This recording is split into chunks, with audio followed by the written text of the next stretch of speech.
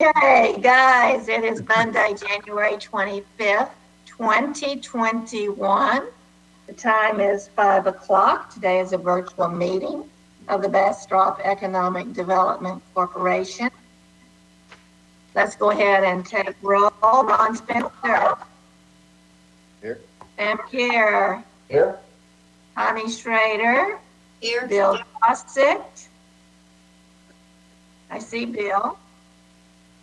Charles Washington, I see Charles. Here. Kevin Puckett. Hey. And myself. So we have a full roster and we absolutely have a quorum. We have Charlie Zeck on the call today as our attorney. So welcome. Angela, we have any public comments before we get into our agenda? No, ma'am, we don't. Okay, we're going to move on to regular business and presentations 3.1. Approval of meeting minutes from the Bastrop EDC board meeting of November 16th, 2020. Those are on page 3. I'm sure you've had a chance to look at those. Do I have a motion? Make a motion to approve the board minutes. I'll second that. Thank you. All those approved? Aye. Opposed? The motion passes. Let's take a look at 3.2, which acceptance of November and December 2020 financial reports provided by the City of Bastrop's Chief Financial Officer and presented. Cameron, by you want to direct us to anything particular in that packet? It starts on page 6. First, I'll start with any questions. Does anybody have any questions from the board on it? Excellent. You'll note that sales tax is up again, and so that's continuing each month a trend of positive, and our year-to-date forecast right now is at 5% above our projected sales tax revenue. So that's good news, and that's on page 9. And everything else is right on line with our projections.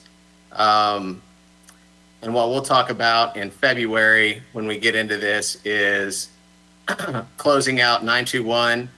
And I met with Tracy Waldron last week on Thursday to discuss all the necessary budget amendments we'll need for that project, closing that out and finalizing it. And that way we can take that and any other amendments that we may need to council along with hers, so she doesn't have to do it twice, sometime in spring.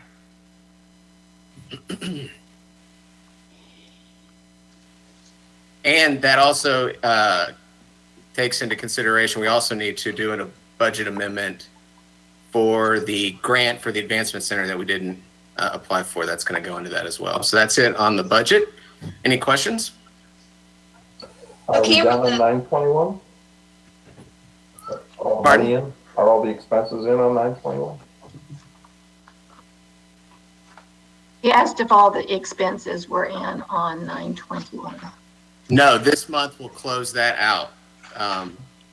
We'll finalize everything with Saber and Jimmy this month, and that will close out all the expenses that Jimmy will get to after me. That's going to be part of his presentation. Okay, thank you. Thank you. Good. Any other questions? Yeah, Cameron, I think your 5%, that was November, and didn't it go up even higher in December? It did, 11%. So that's awesome news. Yes. Yes, and that's on page 16, correct. Thank you, good question. Thanks for picking that up. I make a motion to approve the financials for November and December. Second. Thank you, Kevin. Sam made a motion. Kevin seconded it. All those approved. Aye. Okay. Any opposed? That passes. Thank you. So, Jimmy, you're up. 3.3. update us on 921 Main Street. It's all yours. Is this going to be a wrap? Is this going to be a wrap, Jimmy? Yeah, it should be. Yeah, this should be a wrap. Somebody should have brought cupcakes then.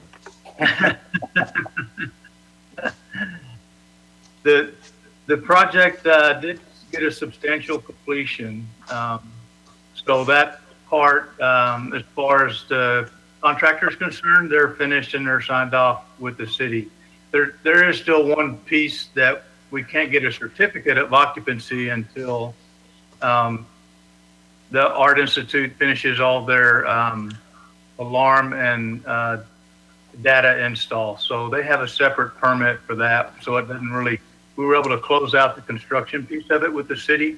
And then the certificate of occupancy is actually going to be with the Art Institute. So we won't have anything to do with that construction wise unless they need some help with electrical items to get their doors operational with the push button controls and the alarm access. But I just hung up with them right before the call, and they don't think they'll be finished until the end of February. So I don't understand why it's taking so long, but that's just how long that's taken for them. So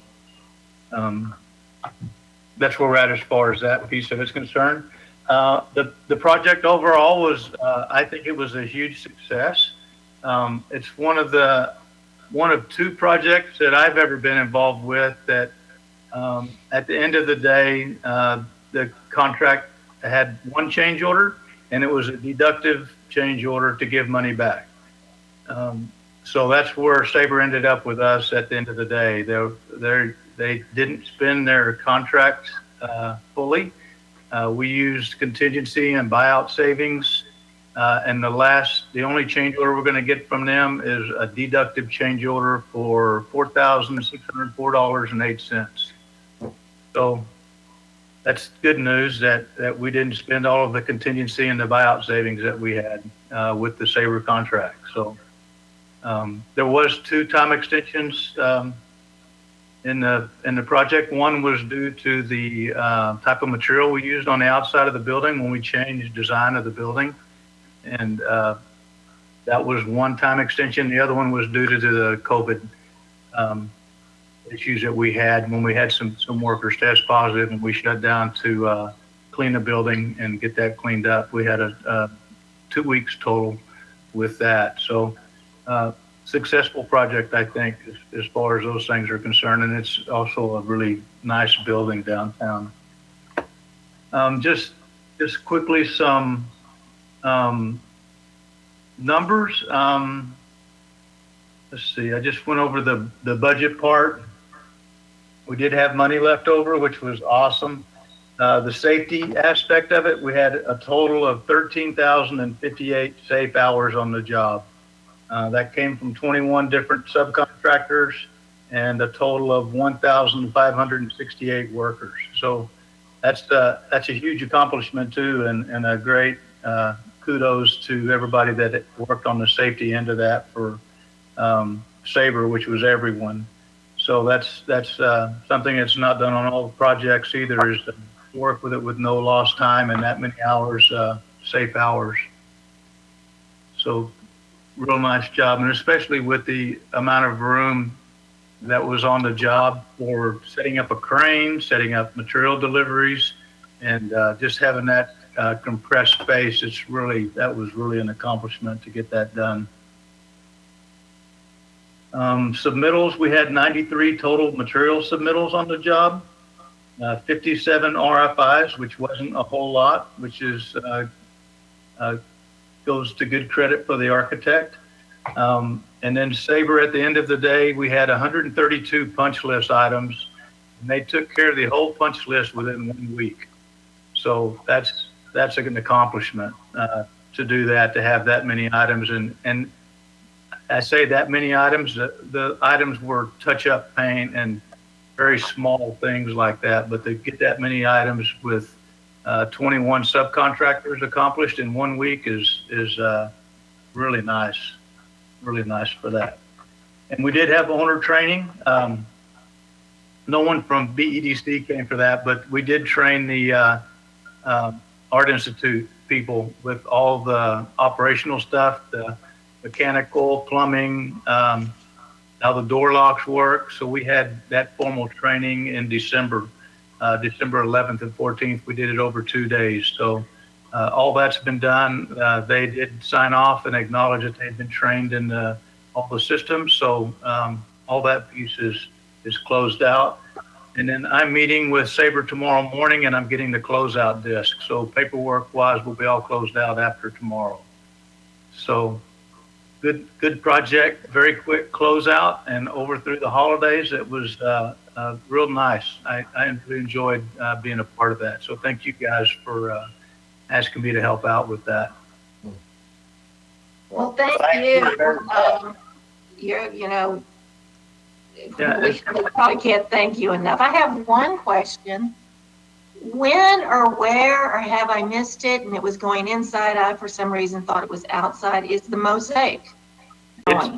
if you look in the front door, you can see it. If I could pull my screen up, I could show it to you, but it turned out very nice. I've had a lot of compliments on the mosaic, and I'm glad you guys chose to put that in, because it's right in the front door. If you just peek in the front door, it takes up the whole width of those double doors.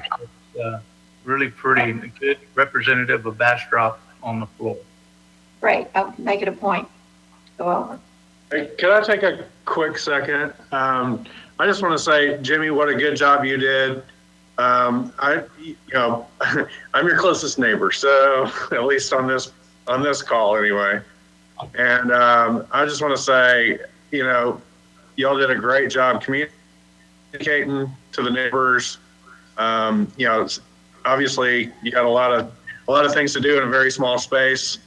But y'all did a great job of minimizing the impact on our business. I sent a letter saying what a good job Art did to his bosses. And like I said, I couldn't be more happy. It looks great. Everything. Can't imagine it could have gone any better. I've done quite a few construction projects in my life, and this one turned out really great. Yeah, thank you, and thank you for recognizing Sabre on that. I know Art's still walking around with that letter. He shows it to everybody he sees. And the top 3 priorities that I asked you guys at the very beginning of the project, the things that was listed out was the top 3 items you wanted to see was good communication, the schedule, impact, and then the budget. And I'm with you, Kevin. I think that the communication was great between the neighbors and the contractor and the city and everybody involved with the project, or it wouldn't ever have happened with all the stuff we had to do back there in that parking lot. And everybody was really cooperative. Relics right next door is, I know we impacted them and were banging around and had flakes of brick falling in their building, and I'm sure they did the same thing on 602 next door. And that was just real helpful to have everybody positive next to us, knowing that the end result was going to be worth the construction. And then schedule was the next thing, and we did have 2 impacts, but they were, one was, I call it an act of God, because it was something we had absolutely no control over.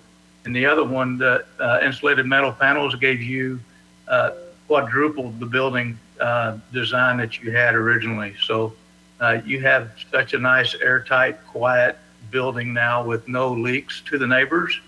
And that was well worth the 17 days that we waited to get those panels in.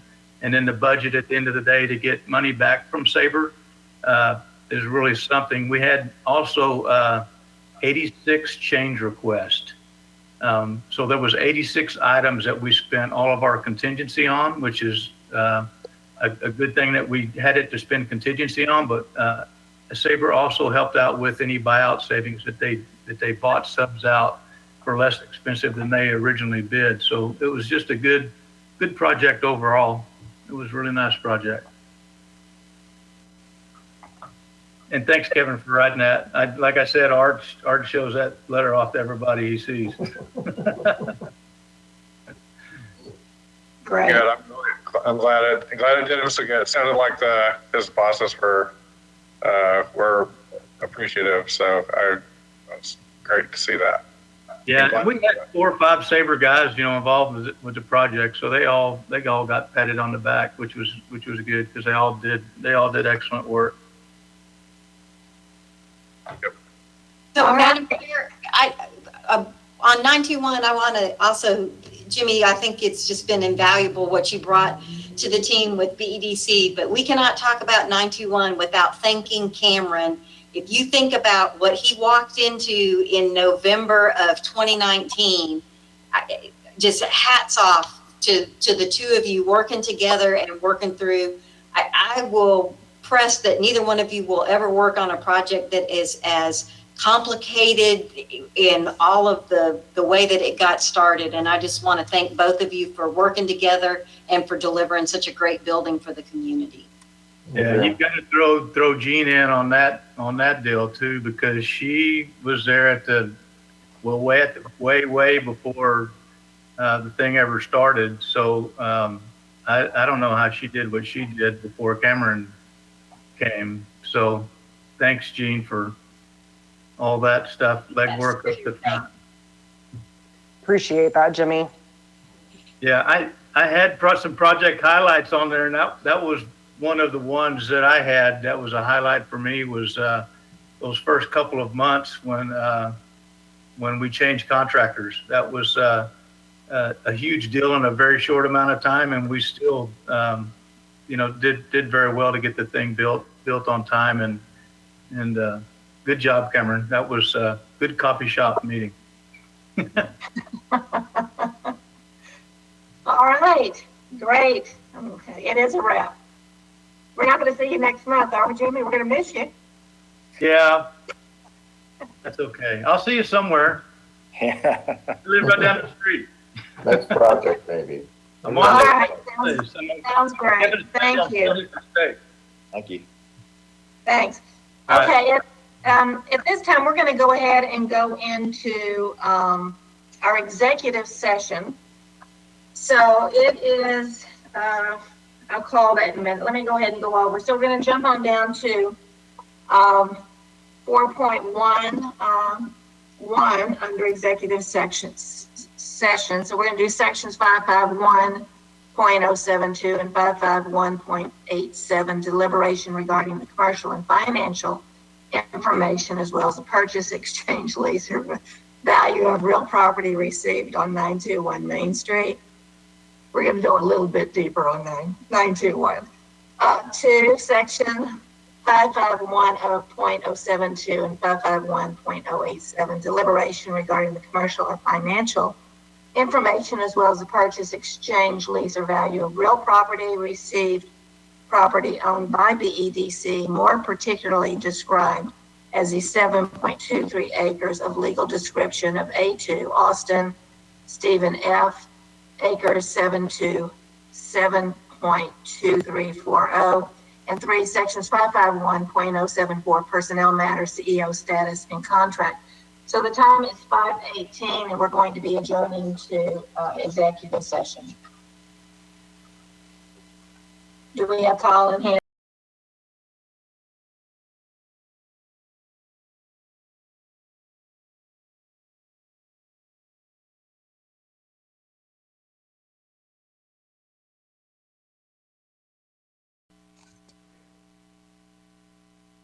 Okay, great. We're back in public session. The time is 6:12, and we're going to pick up with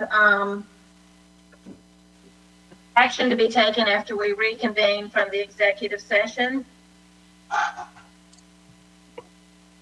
Do I have someone to make a motion on the action we'd like to take? Yes, I would like to move that we amend Cameron's contract to extend the date that he is to move to Bastrop by 1 year to, I believe it's June of 2022, and authorize the chair to sign that contract. Second? I'll second that. All those in favor? Approved. Opposed? None, done. Extended. Send it my way. I'll sign it. All right, picking up with the regular business and presentation on 3.4. So we're going to go through some of the bylaws that we started, I guess, November, maybe October. 3.4, consideration, discussion, and possible action on resolution R 2021-0001 of the Bastrop Economic Development Corporation, approving the 10th amended bylaws of the Bastrop Economic Development Corporation. In your packet, it starts on page 22. Cameron, I'm going to turn that over to you. Wonderful. Thank you, Chair. So to give you the background on the dates, yes, these are the amended bylaws that we discussed and incorporated changes into on October 19th at our public hearing. And then we were going to discuss these final versions at our November 16th meeting, that version that was emailed out on November the 10th to everyone. And then we could not have that hearing, and they have remained unchanged with the exception to the qualifications section for today's discussion and decision. And so what I would propose is to first get to that qualification section that's changed since November 10th and 16th, address that, and then go back to the first page, and then just go page to page if anybody has any questions. Does that work for you, Chair? It does, unless the board feels that we have reviewed these and we don't need to do page by page. We'll start page by page, but we might move it a little bit faster. This is not new news. This is very old news. I think our questions, if we have them, are probably not them pretty quick.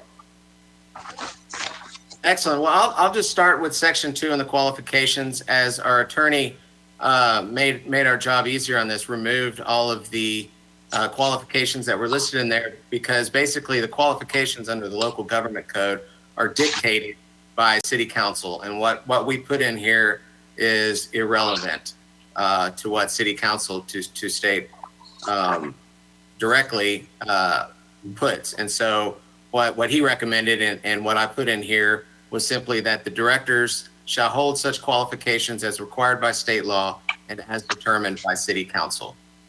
I think it's good to remove double quoting of things every chance we can. If we can go to a formal reference, and I think that's appropriate. Yeah, that was the only change on that one. Were there additional questions that people wanted to bring on this particular resolution?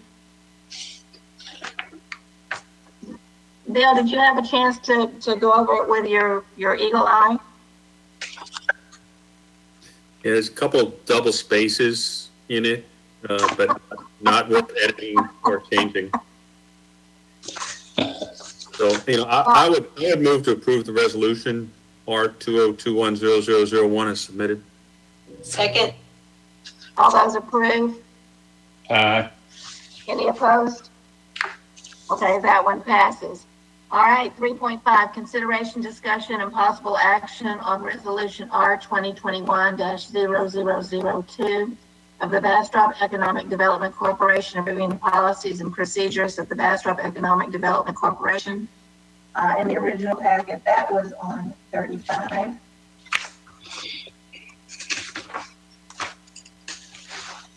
Thank you. So what we did in this per the guidance and the direction that you gave us on October the 19th is we made this one document with chapters and did a table of contents, and then took out with Bill's thinking all the and/or provisions that were in there, and made it either an and or an or directly, but most of them became and provisions with limited exception. And then we also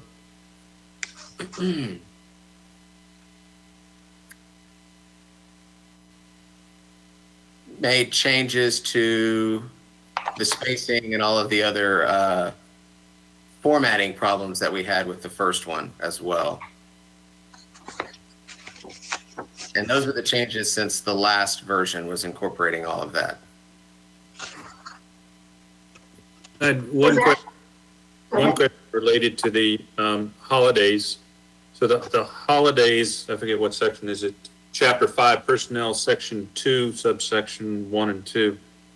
When they refer to the holidays are listed, and those are the calendar days for the EDC, that the holidays are identified. And I guess at that point, those are when offices are closed.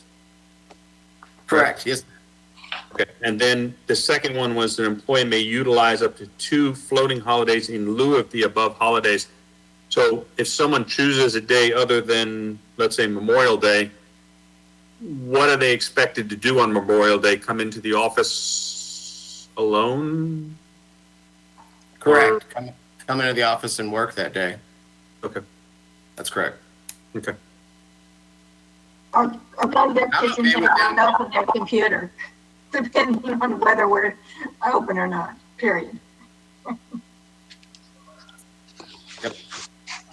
Cameron, this is Sam. On Chapter 1, appointments, is that still valid with the changes that we made in number 10?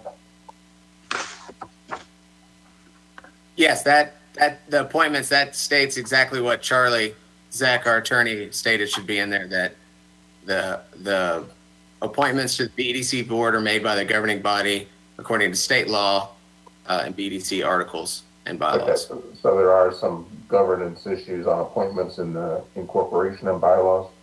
Yeah, that addresses those issues, that statement. All right. Yes, sir. But Sam, really, the articles, that just got a whole lot shorter because it's basically going to be the city charter, that they're appointed by the mayor and approved and voted, confirmed by council. Yep. I just want to make sure that by changing one, we didn't have to change this as well. No, these just now are all reflective of the same statement. Okay. On Chapter 3, the financials, of course, sorry. Let me get to it. Number 2, do we have financial policies and procedures?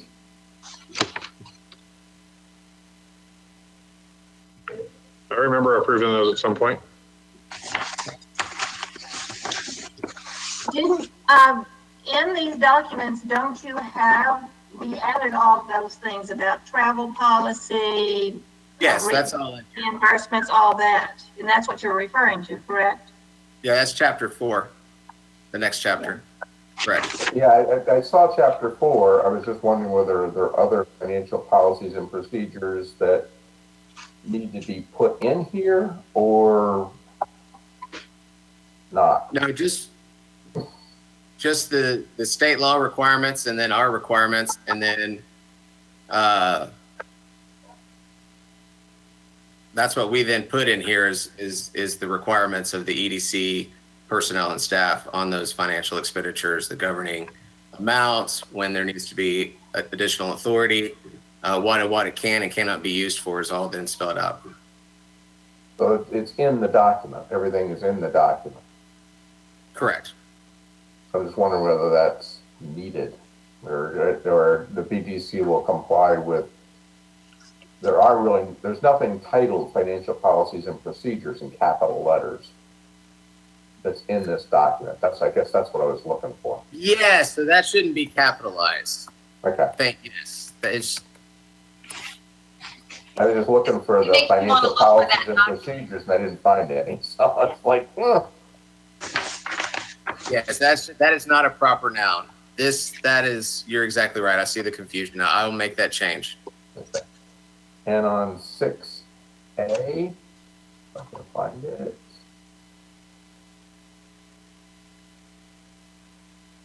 I think that we use alternative investment options for more than just reserved or restricted funds. We also use them for excess funds. So I thought maybe we should add excess. Because reserves and restricted are legal terms based on our debt, right?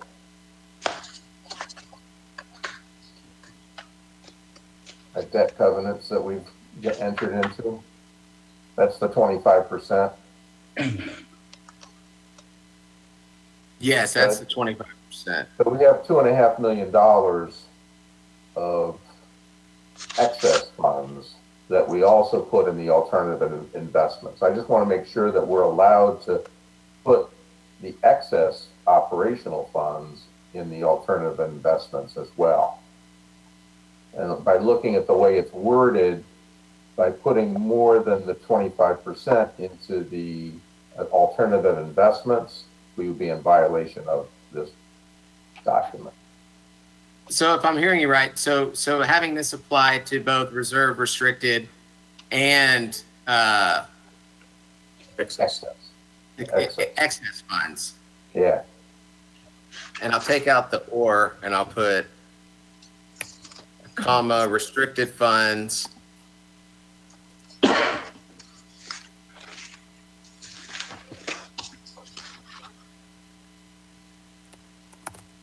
What was the term you wanted it to be called, Sam?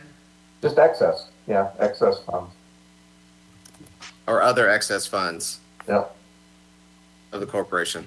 All right, perfect. I think you have to change a sentence in A as well, right? Correct. Yes.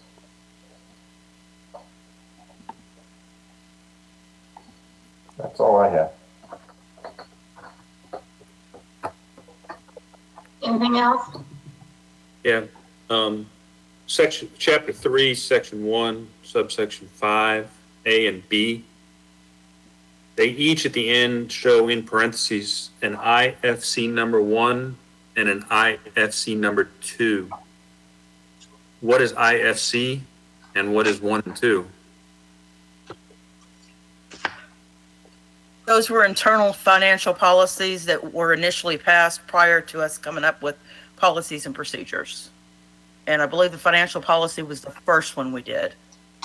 There were 4 separate, now they're combined. So either the direction of what IFC number 1 and IFC number 2 needs to be defined, or it needs a roadmap of something, or do they still apply? I think that does not apply. I think we just say, let me look at this. Because we're amending that. Those are no longer applicable. So this now becomes the governing document over that. So we'll just remove the IFC references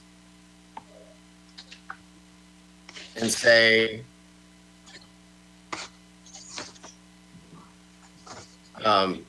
Nothing. Contingency funds. And there's IFC number 3 in 6A. You can probably take Right. off. Yep, take that off as well. Hadn't gotten there yet, but yeah, you're right. Oh. It beat me to it. And then I would just take out that statement, internal financial control policy related to annual budgeted contingency funds. Just take that sentence out and make A number 5 and B number 6, and then those would be renamed 7 and 8 below. Okay. And I have a track changes version I will send to you guys once this is done.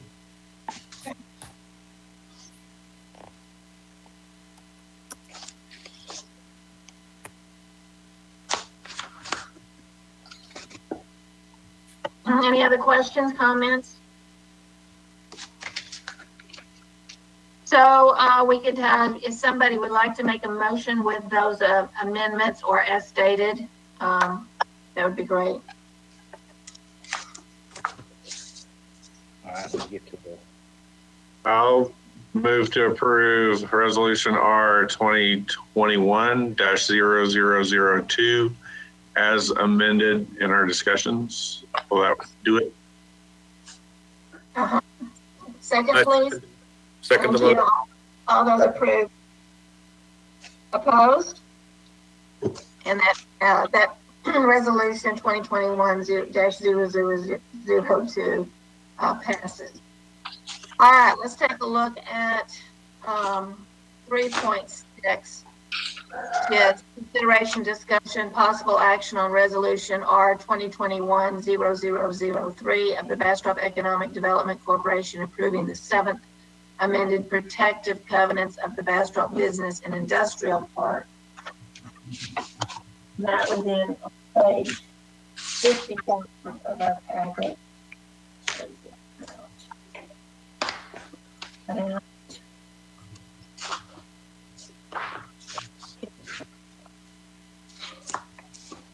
Guys, I guess I'll start with questions on this. Does anybody have any questions from the last time? This is the one with the fewest amount of changes of the 3 documents. Cameron, the only question I had was when the EDC no longer owns 51% of the land, how does a motion get changed? How do these bylaws get changed? I couldn't tell whether the new owners, do they get one vote, or do they get a vote based upon their acreage owned, or do we, if we own 40%, do we get 40% of the votes? That kind of thing. Yeah, that's actually a good question, Sam.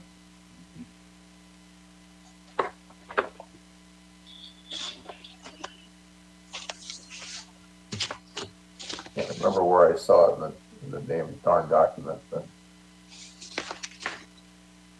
Well, it talks about it in definitions on the 51%, but you're right. If we go below 51%, then yeah, are the property owners therefore get a single vote, which I guess would be typical in other types of covenants. Like with the EDC, if the EDC had 2 parcels that they still hadn't sold, do we get 2 votes and each other person gets 1 vote? Does the county get 2 votes because they own 2 parcels? Well, it states 51% of the certain 265.403 acres. So theoretically, it would be based on acreage, right? Oh yeah, but it doesn't state that one when you get to the future state. So if you look at the very last the very last one, amendment to the covenants. After the BEDC owns less than 51% of the land area in the industrial park, amendments to these covenants and restrictions may only be made by a majority of the property owners in the industrial park. Said vote shall take place at a properly notified meeting. Yeah, that's where I got confused. I didn't know what is the value that does the EDC only have 1 vote, and does each property owner only get 1 vote based on just the fact that they own property? Or do they get a vote based on their acreage? It's land area. It's 51% of the land area. Yeah, but the question is thereafter, is each, it says property owner, is each based on the property owner's respective square or acreage? Or is it based on each property owner? Currently, it would be based on each property owner, but we could define that better and say each property owner. I don't think it should be based on acreage. Parcel? It shouldn't be parcel. You think it should be on parcel, right, Bill? No, I believe it should be by individual owner of each block. Equal say. Senate approach as opposed to representative approach. I mean, if one guy's got 3/4 of it, does he dictate everything that goes on in there? You know, and I don't believe that's the right way to run it. It's not how a POA would run or an HOA would run. They don't add up every house's land square. Right. They do it by parcel. Yeah, they don't do it. So if the EDC still has 2 parcels that they haven't sold, they would get 2 votes. Yes. Just And like if I got two, the county, I got 2 votes. like the county, in theory, will own 2 parcels, so they will get 2 votes. Unless they rezone it to 1 parcel. Well, the question is, do we do it by lot or do it by acreage? When we start off in the very beginning, it talks about acreage. So are we going to redo section U? Or are we going to do both A and U? Or do we need to do both? I think you could stay as 51% acreage. That's the trigger point. And then after the trigger point is Sam's question, which is what happens once you lose 51% of the acreage? And then it comes into, I would prefer to see parcel approach. I agree. Yeah, I tend to agree with that too. Yeah. So we're amending section U then to specify parcels or lots, however you want to make it, So- define. But can I break in here just for a moment? So a lot of this is going to be driven by statute, and the statute may or may not address this issue. So in property code, we have to dig into. I didn't draft these, and I'm not intimately familiar with property code with respect to these issues. So if you'll just let us kind of dig into to see if the property code dictates anything under these issues before we start making changes, because it's possible that the statute dictates in these circumstances how the vote is to take place. So why don't you let us dig into that a little bit, and we can, I'll defer to Cameron, but we can certainly bring that part of it back to you. Okay. So should we just table this resolution then? Yeah, that's what it sounds like. Yes, I think what I'll do is get with Charlie and because there are triggering provisions under the property code 202, I think, that dictate. 202 is enforcement.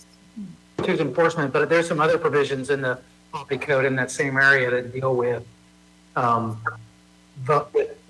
those are dealt with in certain circumstances. So we can just take a look at it, make sure we're not missing anything, and make sure it's not statutorily driven before we go down a road we have to backtrack. That's fine. That's great. Okay, then we'll table, what was that, 1, 2, 3, resolution 2021-0003. Okay? Yep.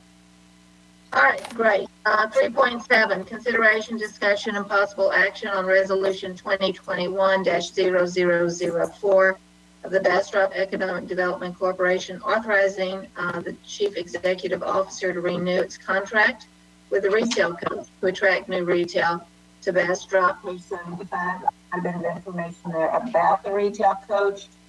This is a long-standing relationship, so Cameron, go ahead and. Chair, point of order, your tabled motion per the city's policies, you need a second and a vote. You can't just table it. We need to vote. All right. I So make at a this motion point, to table 3. Second, 3. thank you. All those approved? Yeah. Aye. Opposed? Thank you. Passes. Thank you. Thanks, Connie. Thank you, parliamentarian. Okay, Cameron, retail coach. Mayor's wearing all kinds of hats tonight. All right, so retail coach, they've been a partner of ours since 2012 and predates most of our team. And they have done well for the EDC and the city of Bastrop over the last 8 years, going into this, our 9th year of having a relationship with them.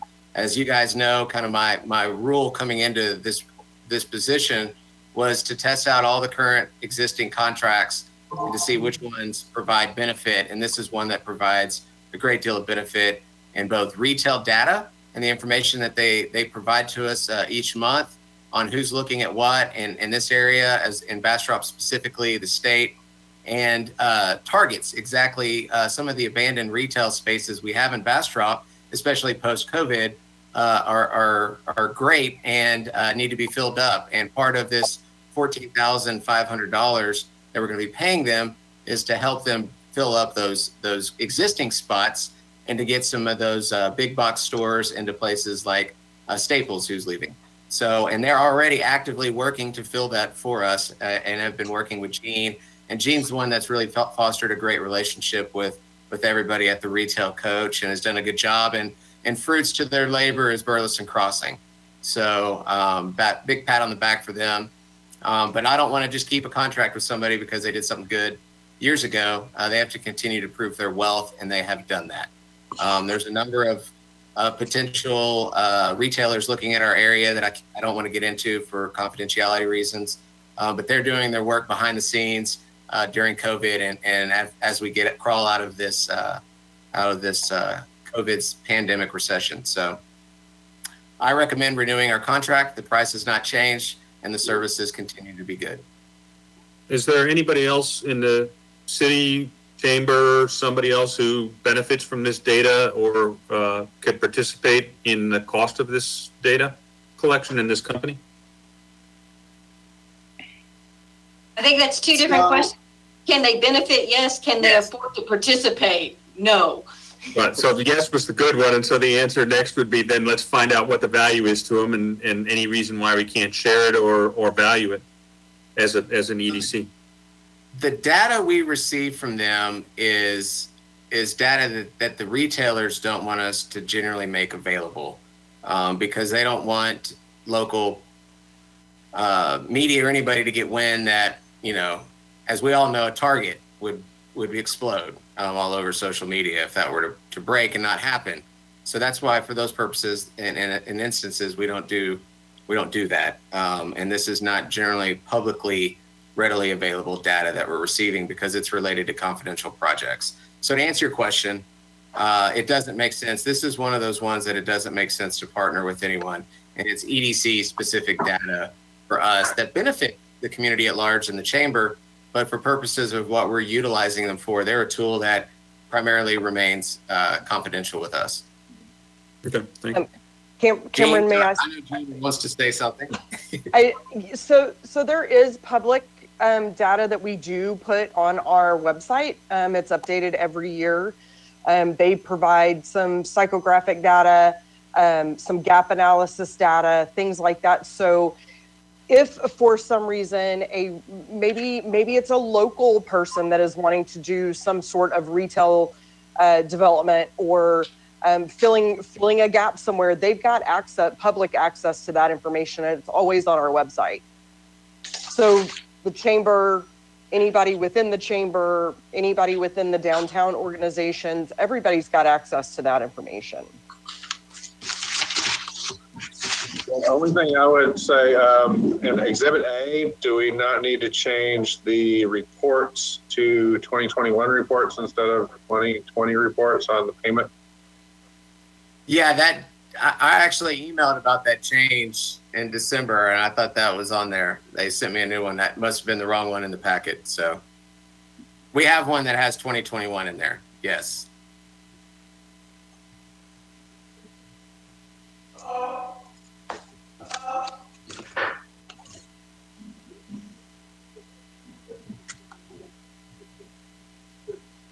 Oh, I would move that we approve 2021-0004. Second. Or however many required zero. All those approved? Approved. Opposed? Resolution passes. Let's see, where are we?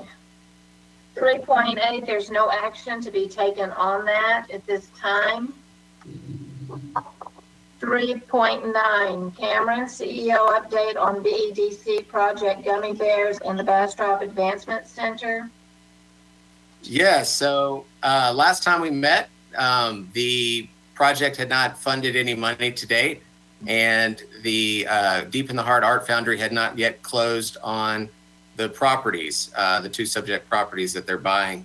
And they closed on those right after Thanksgiving, 2 weeks after our last update. So they now own 402 Technology and the building at the corner of Water and Chestnut.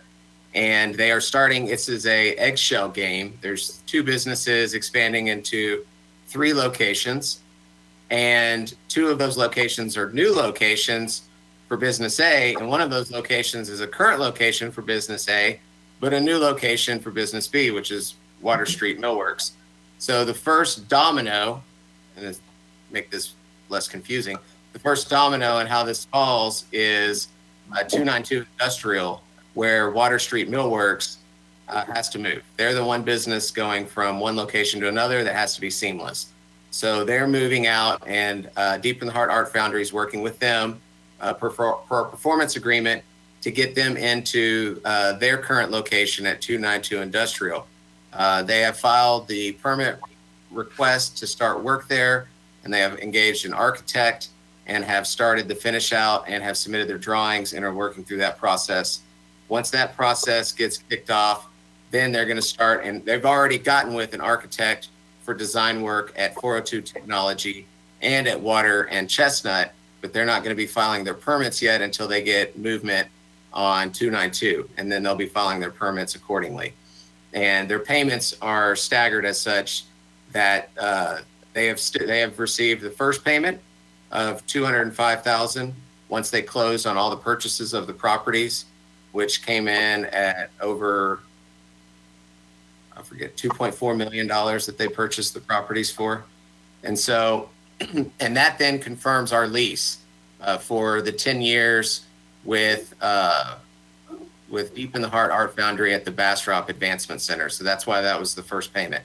And that one will start once they get that building up and running.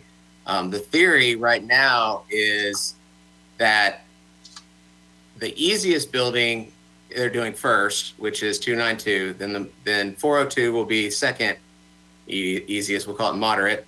And then Water and Chestnut, because of the age and everything they're going to be doing, is going to be the more complicated one. And that's the one that's going to have, in theory, the most expensive improvements as well.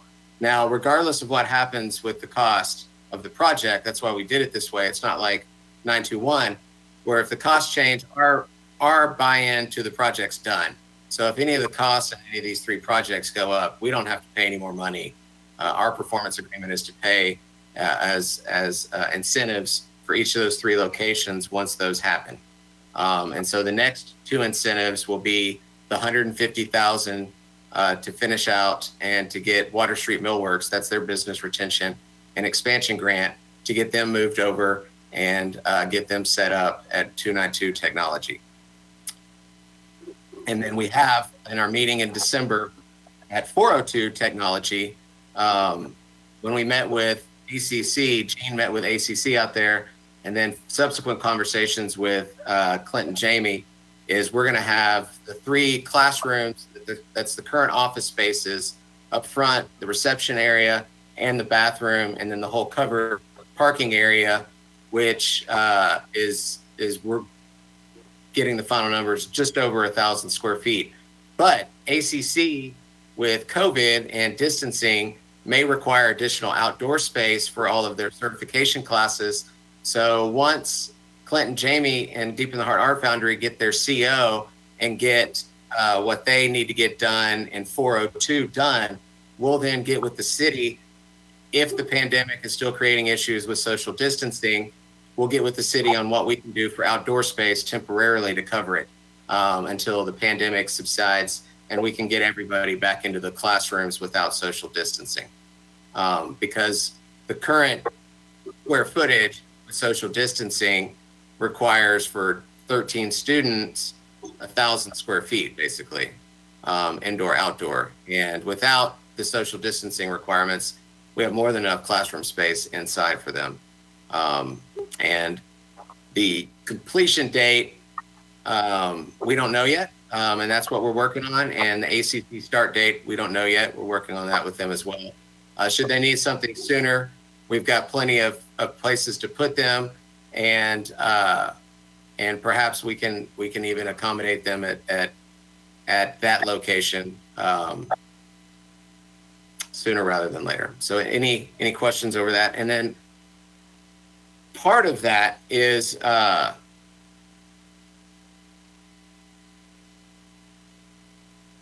never mind. Any questions? No. Good job juggling all that. No. I'm sure there'll be questions as we progress. It's gonna take, what do you think the total time frame is to complete all of this? I think the total time frame to complete all of this is 12 to 18 months, maybe 20 months. And that includes the final gallery. stuff that's going to happen at Millworks? Yes, I would, not, at least a year. Definitively at least a year for all 3 locations. Yes. So you said I had worn a lot of hats tonight with my mayor hat on. Is there anything that the city needs to do to help Gummy Bears move along, or is everything going okay? Well, we just submitted our first request for permits, so we're waiting. I guess not we, they. That's the thing, that I don't have to manage a construction project anymore after this month. Yay. And just to touch, I just want to thank Jimmy. I didn't get a chance to say that because we jumped in executive session, but Jimmy and Saber, Buzz, Art, Drew were all amazing lifesavers, without a doubt, on this project. But yes, the permitting, that's the only thing we're waiting on right now. And once we get that back, we'll move forward with any suggested changes. So to answer your question, no, Mayor, we are moving forward at this time, and I think we're good. Good. Thank you. Okay. I do believe that was the last thing on our agenda this evening. Anybody have anything else to add? Our next meeting is also what, the 4th week? If there's a holiday, right, that messes us up. So it's February the 25th. Am I correct? Am I making that up? 22nd. 22nd. Okay, so our next meeting is February 22nd. I know we've got a packed agenda then as well. Already talking about the good things for February. So thank you to everybody. I would like to have a motion to close out the evening. Second. We'll all approve that we can go home. So it is 6:15 and the meeting is adjourned. Thanks, guys. Thank you, guys. Thank you. Thanks, guys. Bye.